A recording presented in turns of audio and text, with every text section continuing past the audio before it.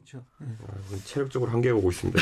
왜? 이게 유세 지원을 하다 보니까. 유세 지원하다 보니까. 목이 좀 고장나는 건 그러게 좀 잠기셨네요. 둘째치고 체력적으로 이제 유승민 후보가 그러니까 어제 대구의 야구장에서. 대구의 야구장도 가고, 대구의 그 김광석 거리 그쪽도 가고, 그리고 그 대구의 동성로에서 또 유세 이렇게 하고 했는데. 예.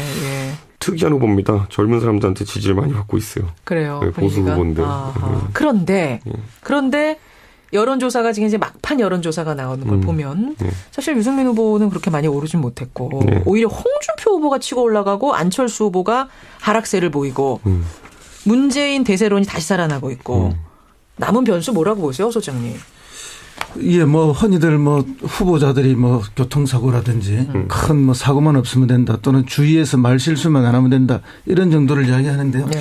저는 남은 변수가 그것보다는 그 선거 구도의 변화라고 봅니다. 구도의 변화? 네.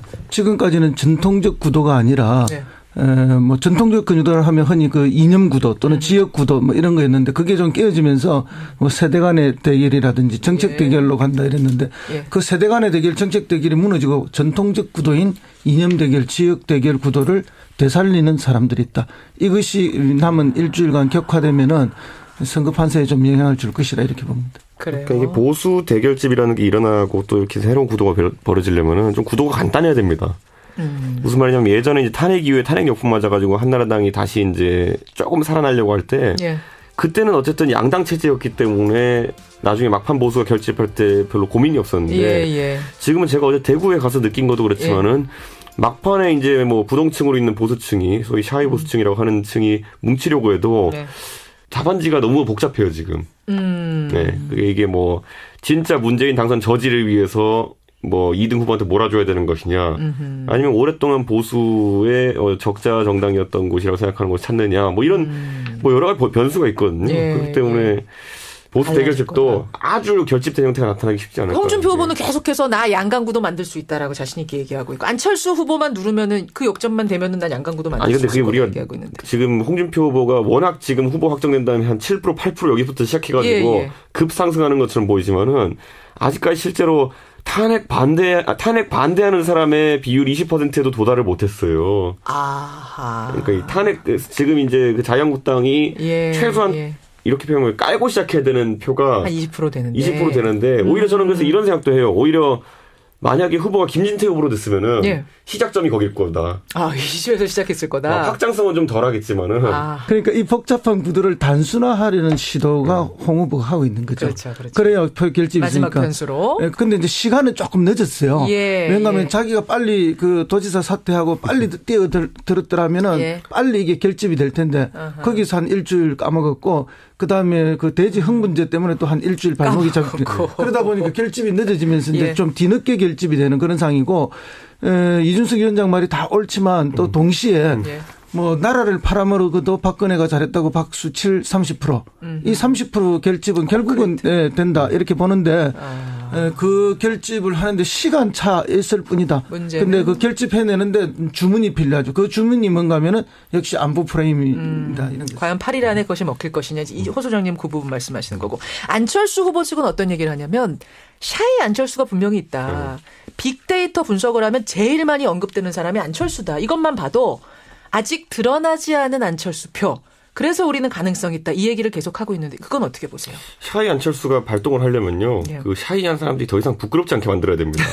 그래야 투표장으로 나와가지고 이제 투표를 하는 거잖아요. 근데 샤이 안철수가 진짜 샤이 안철수 상태로 있으면 투표로 연결이 안 되겠죠. 끝까지 샤이하면 안 되는 건가요? 그러니까 제 생각에는 고지점에서 안철수 후보가 한 3주 전에 굉장히 고지율을 기록하면서 이제 분위기 탔을 때, 저는 그때 전국 주도권은 안철수 후보에게 있었다 봅니다.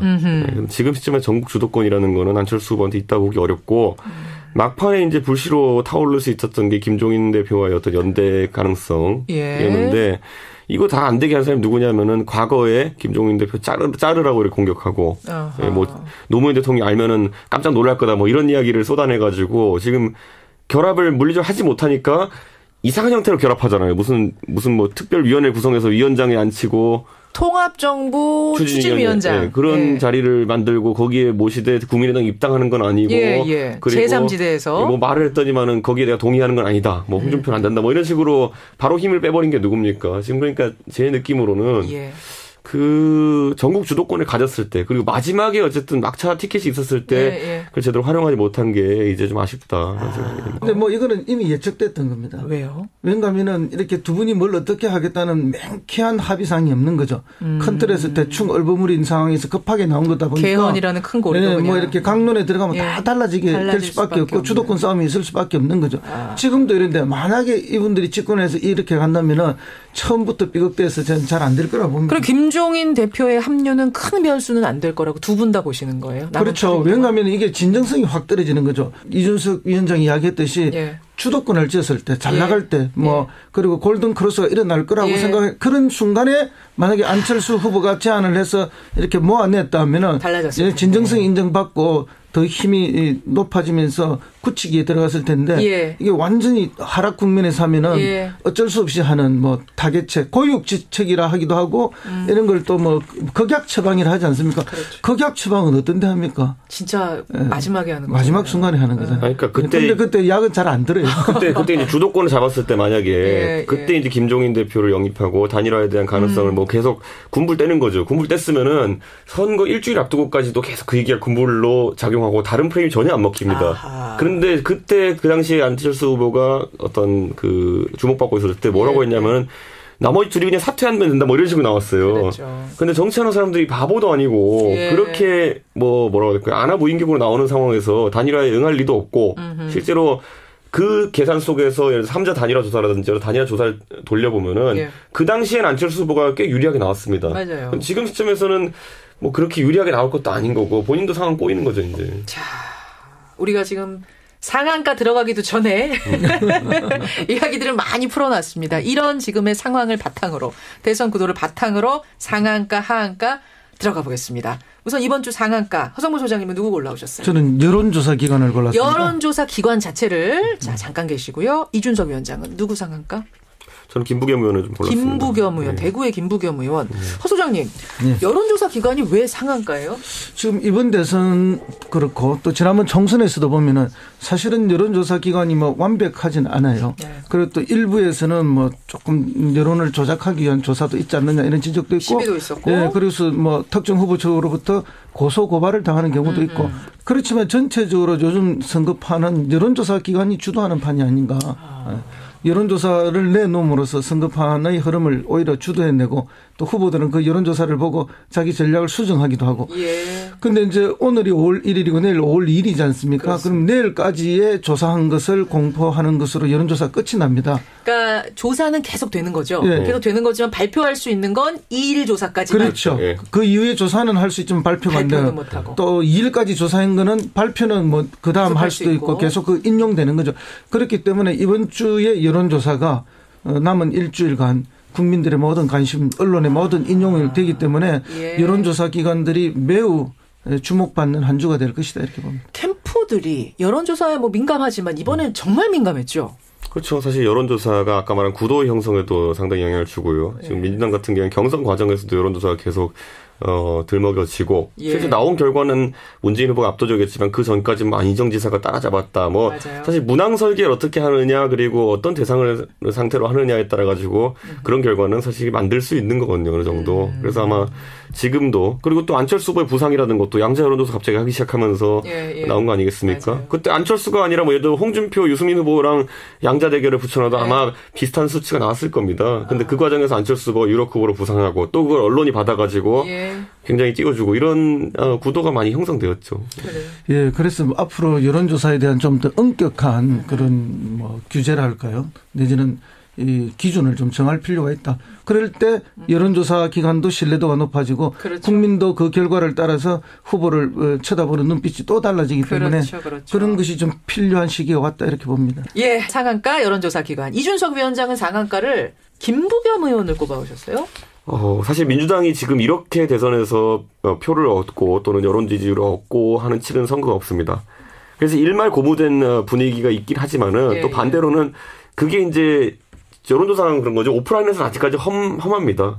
그러니까 사실 그 민주당 운동원들이 뭐 확성기 소리 조금만 크게 틀어도 시장 상인 나와서 항의하고 뭐 이런 분위기가 있거든요. 그러다 보니까 이제 김부겸 의원이 이제 SNS상으로 이제 그 영상이 한번 돌지 않았습니까? 그래가지고 뭐 대구의 유권자들에게 오히려 또 이렇게 강하게 항의하는 듯한 그 영상이 돌았는데. 대구 유권자들 정신 차리시라 이렇게 호통치는 그 영상 말씀. 그렇죠. 그런데 뭐 그게 돌면서 SNS상에서 상당히 큰 반향을 얻었습니다. 김부겸 의원은 어쨌든 정치 인생에 보면은 그런 도전하는 의미가 있었고 어떤 사람은 그렇죠. 또 노무현 대통령을 연상시킨다라는 얘기를 하는 경우도 있었는데 다만 문제는 뭐냐면 제가 정작 그거 영상을 이제 대구의 장년층에게 이제 물어봤더니만은 또 그거 듣고 기분 나빴다는 분도 있더라고요.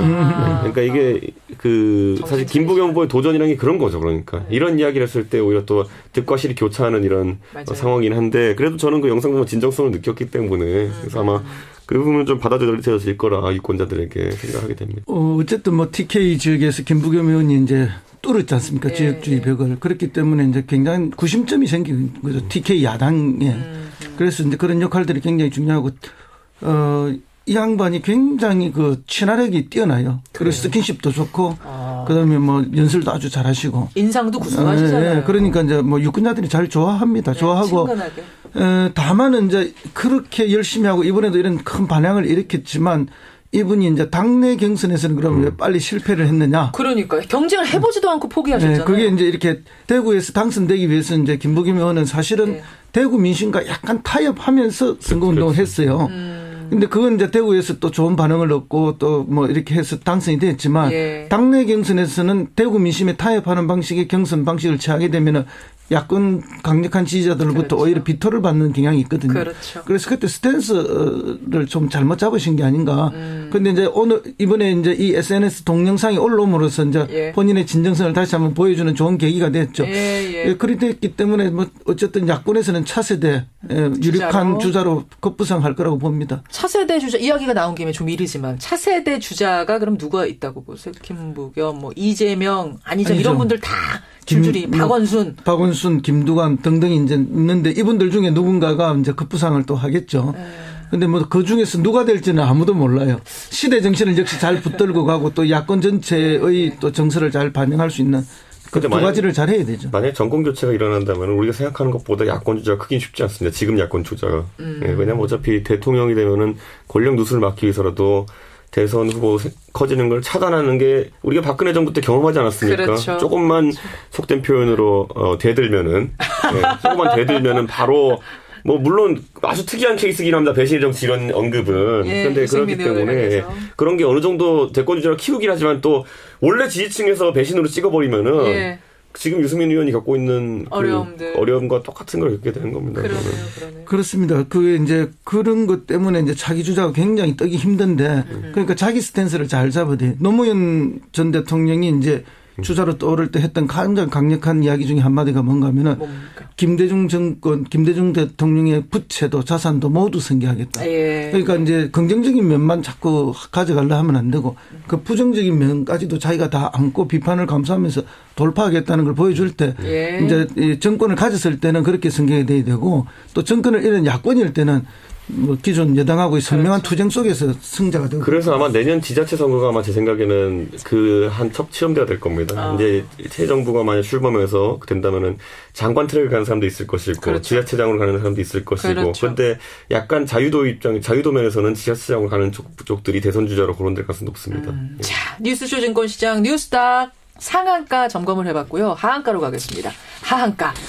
이번 주에는 누구의 주가가 떨어질 것인가를 미리 예측하는 건데 허성무 소장님은 누구 하한가로 꼽아? 김관진 안보실장. 김관진 국가안보실장. 이준석 위원장은 누구 하한가 주시겠어요? 저는 홍준표 후보. 홍준표 후보를 하한가로? 예, 하한가. 하한가로. 우리 아까 한참 얘기 나눴잖아요. 예. 지지율 오르고 있다. 그렇죠. 예, 상한가 아닙니까? 근데 제가 아까 말씀드렸듯이 이게 일반적인 자유한국당 후보, 새누리당 후보의 시작점이 아니었어요. 그러니까 시작점부터가 그건 아마 홍 후보 본인의 어쨌든 그런 뭐 사퇴를 늦게 했다든지 뭐 이런 전술적 실패들에 기인한 것 같은데 지금 선거 이제 뭐 일주일 정도 좀 더 남았는데 이 상황에서 지금 16% 이렇게 15% 이렇게 나온다는 거는 과거 정동영 후보도 이렇게 안 나왔었거든요. 그러니까 지금 그 2등 후보가 되기엔 좀 지금 뭐 안철수 후보랑 겨뤄야 되는 상황인데. 예. 그렇게 쉽지 않은 경쟁이라 봅니다, 제 생각에는. 아까 우리가 그 얘기는 한참 했죠. 예. 양강 구도가 될 것이냐 말 것이냐가 결국 홍준표 후보가 더 오를 것이냐 8일 동안 아니냐를 결정할 것이다. 이 얘기했는데 저는 유승민 후보 얘기를 좀 해보고 싶어요. 그러면 유승민 후보는 이제 단일화는 완전 끝난 거죠? 그 얘기는? 지금 1등 후보와 2등 후보가 한 3% 차이로 경쟁하고 있어가지고 단일화하면 뭐 결과 바뀌고 이럴 거면은 나중에 이해가 되는데 나중에 그게 비판이 말이 되거든요. 당신 때문에 졌다라는 게. 근데 그게 지금 먹히는 상황도 아니고 지금 뭐 잘 분석해 주셨지만은 결국에는 보수 헤게모니 싸움이 이제 있을 건데 어차피 지금 자유한국당 친박당이거든요. 근데 하나도 안 보이잖아요, 지금. 그렇죠. 지금 뭐냐면 홍준표 후보가 지금 대선 끝나고 나가지고 그 당을 소위 말하면 당권을 줄 수 있느냐 상당히 어렵다 보는 사람들이 많거든요. 예. 그리고 지금 다른 정당 내에서도 보면은 지금 이번에 단일화 하자고 주장했던 의원들이 하나를 뭉쳐가지고 어떤 당권 싸움을 벌일 가능성도 있고 그러다 보니 그러면은 이런 거죠. 소위 말하는 당에서 소수자들끼리는 또 그럼 당 밖으로 또 연대할 수 있는 거고 뭐 보수 헤게모니 싸움이라는 거는 올해 말까지 지방선거를 앞두고 꾸준하게 이어질 가능성이 높습니다. 그렇군요. 그 단일화 얘기는 그 전초전 같은 거였다. 이렇게 보시는 거죠. 그렇죠. 결국은 안 될 거다. 네, 그렇죠. 끝난 거다 그 얘기는. 알겠습니다. 허성무 소장은 하한가로 김관진 국가안보실장. 대충 짐작은 갑니다. 왜 뽑으셨는지. 예. 이번에 뭐 사드 때문에 국민들 뭐 잘 보셨을 텐데요. 어쨌든 뭐 형식은 국방부에서 다 하죠. 발표도 국방부가 하고 다 하지만 실질적으로 이 사드 조기 배치 문제를 뭐 협상하고 미국과 또 결정 지은 건 김관진 안보실장이라는 이야기가 많이 나오고 있습니다. 그런데 이런 분들의 대표적인 게 뭐 좀 일종의 맹신 같은 게 있죠. 맹신이요? 네. 사드만 배치하면은 뭐 북의 핵 공격, 미사일 공격으로부터 우리가 완벽하게 안전하다. 뭐 이런 맹신. 그래서 무조건 미국이 하자면은 옳다 하자. 이런 주의니까 이것이 이제 사실은 우리의 국익을 지키는 데 과연 도움이 되느냐. 그래서 뭐 이번에 자기들이 끊임없이 김관진 안보실장이든 국방부든 다 이야기를 했지만 비용은 무조건 미국이 된다. 우리는 뭐 부지만 제공한다. 이런 이야기했지만 완전히 뒤집혔고 그다음에 이제 자기하고 카운터 파트너라고 하는 미국의 국가안보보좌관 또 지금 이야기가 어제 저녁부터 달라지는 거 아닙니까? 김관진 안보실장이 했던 이런 미국과의 협상 과정은 국내의 반대 여론이라든지 의회의 동의 문제라든지 이런 걸 완전히 다 무시한 일방주의를 함으로써 오히려 국익을 해친 그런 방식으로 가지 않았느냐. 그게 일부 대선 주자들도 편승해서 갖지 않았느냐. 제일 중요한 것은 정치인은 국익과 국민의 안전을 위해서 존재하는 것인데 그것을 등한시하고 어떤 일방주의에 끌려다니는 것은 이런 말은 국익이고 말은 안보라고 이야기하지만 실제로 그것을 해칠 가능성이 있다는 걸 한번 상기해 볼 필요가 있습니다. 어쨌든 뭐 미국 국방부랑 백악관 쪽에서는 어쨌든 트럼프가 1조 내라고 한 건 아니다라고 이제 부인을 했고 트럼프의 발언을 잘 곱씹어 보면은 이게 한 1조 원짜리 되는 무기인데 우리가 공짜로 갖다 주는 거 아니냐면 약간 생색내는 발언이거든요. 실질적으로는. 그렇기 때문에 이건 앞으로 어떻게 협상을 하냐에 따라 가지고 이제 다른 결과가 나오고요. 그걸 협상을 이끌어내기 위한 트럼프의 오히려 좀 충격 발언이 아니었나 이런 생각을 하게 되고 제 생각에는 지금 뭐 김관진 실장은 군인 출신 아닙니까? 그렇죠. 군인은 군인다운 거고 지금 우리나라의 뭐 외교관들은 외교관다워야 되는 것이고 이걸 조정하는 게 대통령의 역할입니다. 그래서 안보에 대해서 이제 일주일 뒤면 대통령 생기지 않습니까? 그 대통령이 우선적으로 이걸 이제 처리를 해야 되는데 저는 기억에 나는 일화가 뭐가 있냐면은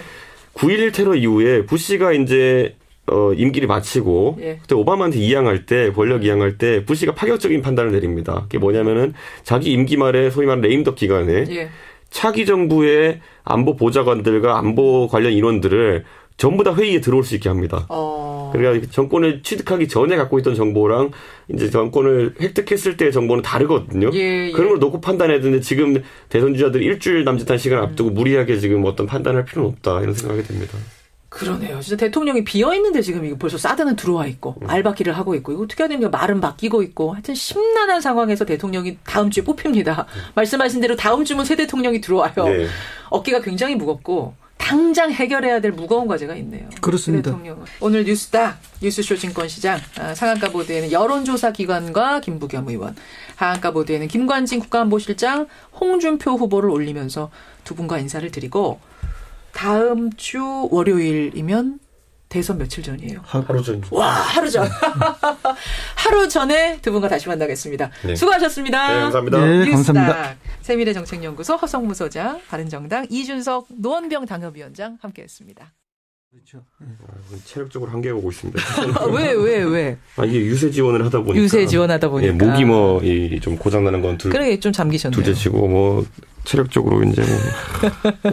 유승민 후보가 그러니까 어제 대구의 야구장에서. 대구의 야구장도 가고 대구의 그 김광석 거리 그쪽도 가고 그리고 그 대구의 동성로에서 또 유세 이렇게 하고 했는데. 예. 특이한 후보입니다. 젊은 사람들한테 지지를 많이 받고 있어요. 그래요. 보수 후보인데. 그런데 여론조사가 지금 이제 막판 여론조사가 나오는 걸 보면 사실 유승민 후보는 그렇게 많이 오르진 못했고 오히려 홍준표 후보가 치고 올라가고 안철수 후보가 하락세를 보이고 문재인 대세론이 다시 살아나고 있고 남은 변수 뭐라고 보세요, 소장님? 예, 흔히들 후보자들이 교통사고라든지 큰 사고만 없으면 된다 또는 주위에서 말 실수만 안 하면 된다 이런 정도를 이야기하는데요. 네.